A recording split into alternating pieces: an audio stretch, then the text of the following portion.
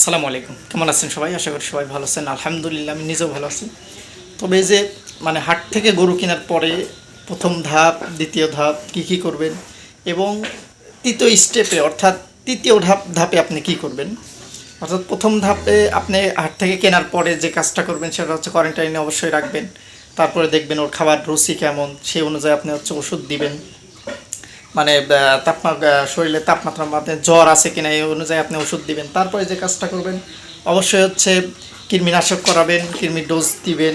Booster dose করার পরে আপনি তৃতীয় ধাপে আসলে কি করবেন, তৃতীয় ধাপে যে কাজটা করবেন সেটা অবশ্যই আপনাকে হচ্ছে এফএমডি এবং এলএসডি যে ভাইরাস আছে, অর্থাৎ খুরা রোগ এবং জ্বর হচ্ছে ল্যাম্পু স্কিন ডিজিজ যেটা বলেন আপনারা, এই দুইটার ভ্যাকসিন অবশ্যই করতে হবে। এটা কনফার্মলি করতে হবে। আপনি হচ্ছে প্রত্যেক বছর শেষে অবশ্যই এটা করবেন। আপনার গোয়ালে যদি থাকে, এটা হচ্ছে আপনার জন্যও লাভ, পরবর্তীতে আপনি যার কাছে বিক্রি করবেন তার জন্যও লাভ।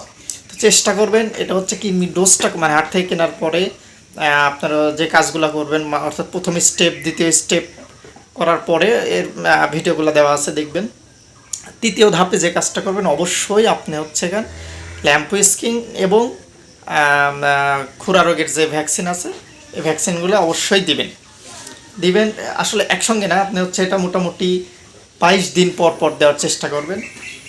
তারপরে চতুর্থ স্টেপে যা কী করবেন এটাও পরবর্তীতে বলবো। তবে এই ভাইরাসজনিত এই সমস্যাগুলো আপনার হচ্ছে, যেহেতু সামনে বর্ষাকাল তারপরে শীতকাল, আসলে এই জিনিসগুলো সামনের দিকগুলো মাথায় রেখে আপনাকে হচ্ছে পদক্ষেপগুলো নিতে হবে।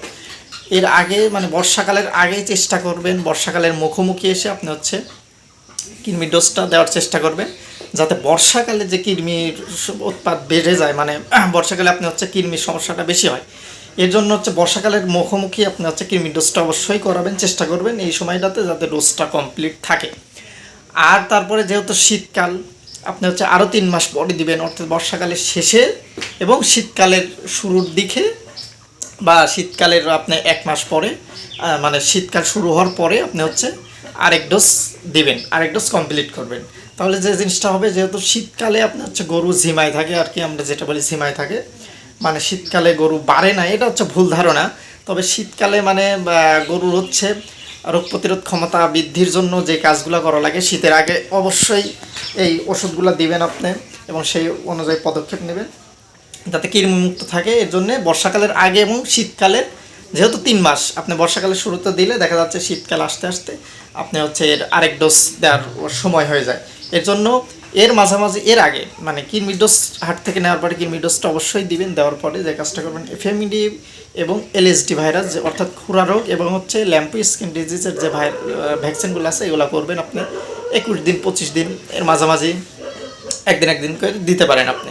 তারপরে চতুর্থ ধাপে গিয়ে আপনি হচ্ছে অন্যান্য ভিটামিন যেগুলো আছে, অর্থাৎ হচ্ছে ক্যাটাফস জাতীয় যে ভিটামিনগুলো আছে এগুলো আপনি প্রয়োগ করতে পারেন। তবে এর মাঝখানে অবশ্যই হাত থেকে কেনার পরে প্রথম স্টেপ পার করে, দ্বিতীয় স্টেপ পার করে, তৃতীয় স্টেপে এই ভ্যাকসিনগুলো অবশ্যই করবেন যাতে আপনার জন্য লাভ, আগামী 1 বছরে যাতে আপনার জন্য কোনো রিস্ক থাকে না। যেহেতু এর কোনো ওষুধ নাই, আপনি বলেন এলএসডি এবং এফএমডির কোনো ওষুধ নাই, পরিচর্যায় সব কিছু ভালো করতে পারে। এর জন্য আপনি হচ্ছে ভ্যাকসিনগুলো করে রাখবেন। আসলে ভ্যাকসিন রোগ প্রতিরোধ ক্ষমতা বাড়ায়, ওই ভাইরাসটা যাতে অ্যাটাক করার সময় এটাকে হচ্ছে প্রতিরোধ করতে পারে, যার জন্য ভ্যাকসিনগুলো করা। এর জন্য চেষ্টা করবেন আগেই দেওয়ার, কৃমির ডোজটা করার পরে ওকে হচ্ছে যা ওষুধ লাগে প্রয়োজনীয় ওষুধগুলো দেওয়ার পরে আপনি হচ্ছে 15 থেকে 20 দিন পরে এর মাঝখানে এই ভ্যাকসিনগুলো দিবেন অবশ্যই। যাই হোক, ভালো থাকবেন, সুস্থ থাকবেন সবাই। আসসালামু আলাইকুম।